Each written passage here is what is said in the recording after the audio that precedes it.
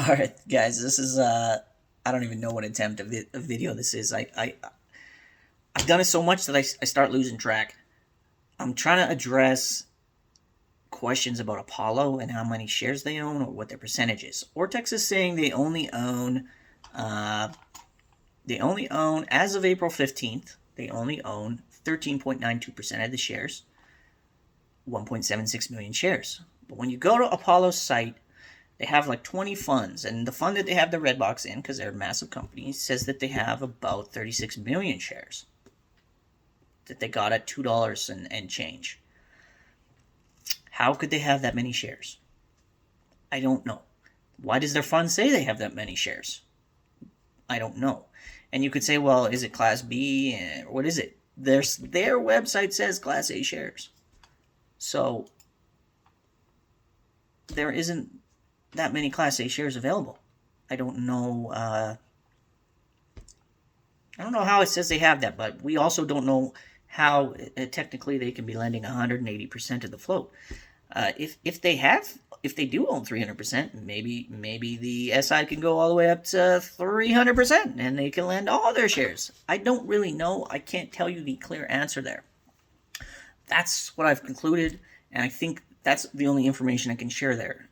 What I also can reiterate is that as of now, we know that there's 1.95 million shares on a free float of tradable shares. I don't care how many shares they own if they aren't tradable.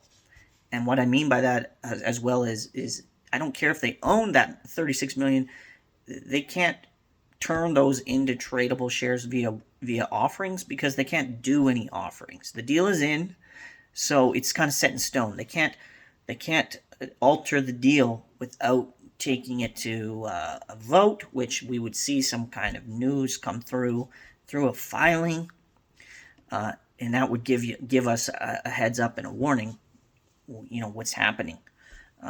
So the deal is locked. It's 1.95 million shares free float, and that's what everything is trading on right now, and that's what's causing this squeeze. Okay. Now, some idiot had said, "Oh, there's 60 million shares that they can short us with." Well, he isn't wrong, but he's totally wrong. And why he's wrong is when they SPACed and created this, they put out 12 million Class A. Then they put out Class B, which weren't tradable, and a large portion of that were Class B exercisable, and the rest of them were warrants. And the only way to get from Class B to Class A would be through the warrants, which can only be exercised at $11.50, which we aren't $11.50, and they are now locked as per the 10Q filing in May. Okay, so it doesn't matter if we went to 500. If they don't change the deal, those can't be exercised, and then there can't be more dilution. And then the other Class B would be through share offerings over time. So they would say, we're going to do an at-the-money market offering and do a conversion. Again, they can't change the deal now. Can't sell you a car. Hey, Chicken Soup, here's our car. Come pick it up Wednesday. And then Tuesday we turn around and strip the car. And when they show up, it's just a frame. That they would be like, what the fuck? A dilution would bring the price down. In all reality, a dilution will bring the price down via either temporarily or permanently. Okay, look at Tesla. Like it actually spiked when they said they were going to dilute. It's total madness. But every time AMC diluted, stock fell, because if you have a pie and you have 8 pieces of the pie that are worth $1, you have $8 of pie. If you have 10 pieces of a pie, good luck selling those pieces for $1 right next to a pie where all the pieces are bigger and it's $8. You're not going to get $10 you're not going to get $1 for a smaller slice right next to a pie that has bigger slices. Okay, dilution is bad, but because of this deal, there can't be any dilution. And if there were to be a change in the deal, they would have to put a filing out, and that would give us a heads up, okay? And then who knows? We might be having a different discussion when that comes. So as it stands, nothing has changed. There's been a lot of fear and uncertainty and doubt over the long weekend. As we go up in price, the pressure to sell will increase on you, because you will fear losing all of that money that you have, made. And that's where your own,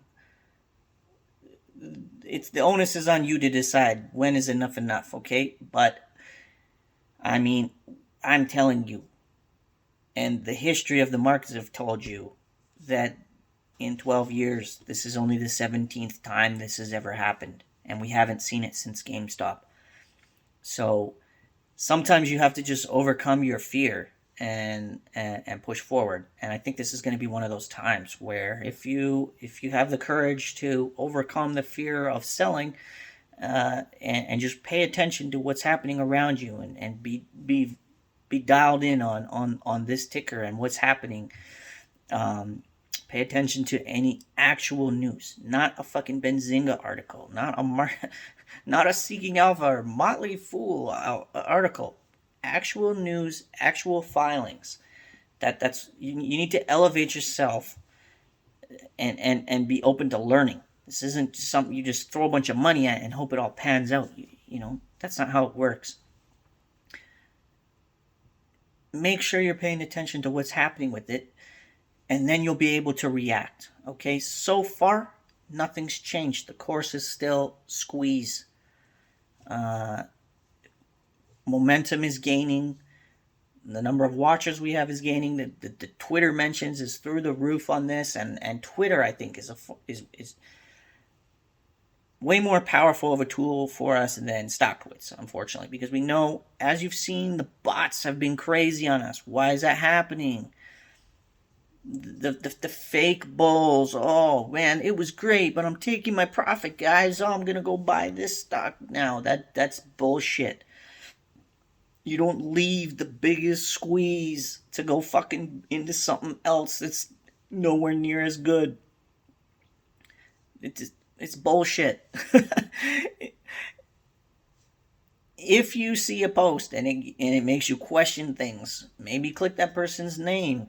Scroll through some of their posts. Check when did they join StockTwits. See if what they're saying has any merit. Ask questions, right? Don't immediately go into this position of fear and doubt. This week,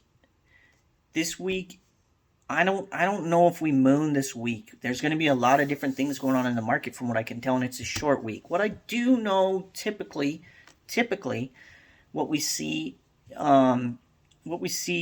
after a long weekend is people are,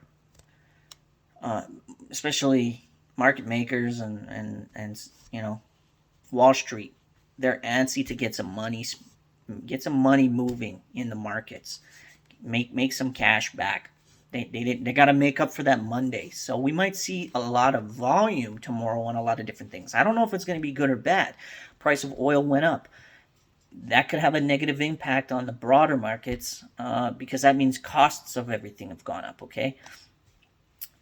So I guess we'll have to see if we are kind of negative beta at that point, and if we can squeeze some more. AMC tends to follow the SPY, and if the SPY drops, let's see what happens with their squeeze too, right? If the memes are running, that's going to be good for us. If they're not, hopefully at least we don't really move too much from where we're at. So you've got oil rising, clashing with a long weekend where people want to actively trade. They're bored.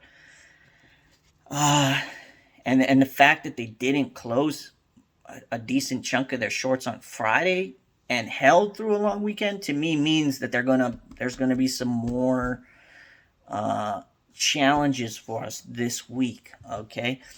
But in these squeeze plays, in GameStop, in AMC, it didn't matter. The day-to-day didn't matter. We just held and we bought.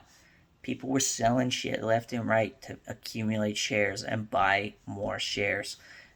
I sold my car. I cash advanced credit cards. I sold old shit I had in the basement. Other people were doing the same thing. Dude was like, I took up a 1 day week side job. The stories were endless with what people were doing and making money and just loading the boat, and we squoze that shit. And I generally hope that's what some people were doing this weekend and loading up, because I like, as long as we keep the pressure on and our momentum is gaining, you know, in terms of being seen or talked about. Like my cousin, he calls me up from the gym and he wants to talk to me. He's like, oh, my buddy's into stocks, and he's talking about a monkeypox stock that's going off. I probably was talking about GovX, right? And I was like, oh yeah, no, I'm good. I'm in Redbox, and he has me on speaker, and I can hear his guy go, oh, Redbox, yeah, that's a good one, right? Never met the guy, don't even know. And it's like, word is out. Word is getting out, and that's what we need. We need the word to get out more and more. Tell people about the stock. Get people hyped, because like I said in my other video, for every 263 people that are hyped about AMC, we only need one person hyped about us. For every 36 that are hyped about holding GameStop at 130 when it was like 76 last week, to me that's scary. We only need one person. So let's just keep the pressure on if possible, buy if possible, hold, and we'll play it by ear, and I'll keep my eye out on filings and shit that some of you might not understand or want to take the time to understand, and if I think there's something we need to be concerned about, I'll try to bring it to your guys' attention.